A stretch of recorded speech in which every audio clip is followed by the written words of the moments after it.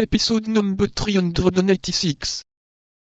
But as he did not think of giving this order till 5 hours after the event, that is to say, till 2 o'clock in the afternoon, 2 vessels had already left the port, the one bearing, as we know, Milady, who, already anticipating the event, was further confirmed in that belief by seeing the black flag flying at the masthead of the Admiral's ship.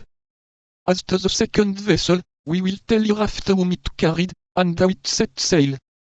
During this time nothing new occurred in the camp at La Rochelle, only the king, who was bored, as always, but perhaps a little more so in camp than elsewhere, resolved to go incognito, and spend the festival of St. Louis at St. Germain, and asked the cardinal to order him an escort of only 20 musketeers.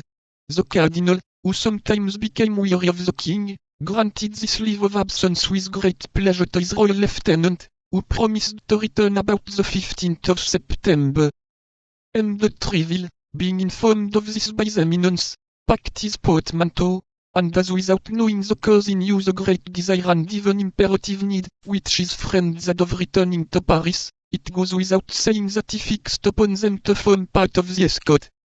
The 4 young men heard the news a quarter of an hour after M. de Treville, for they were the first to whom he communicated it.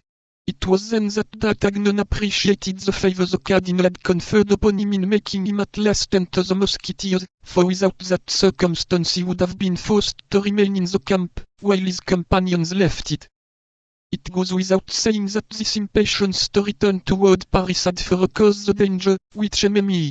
Bonacieux would run of meeting at the convent of Bethune with Milady, a mortal enemy.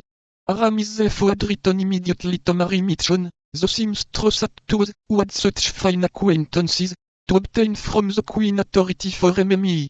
Bonacieux to leave the convent, and to retire either into Lorraine or Belgium. They had not long to wait for an answer. 8 or 10 days afterward Aramis received the following letter.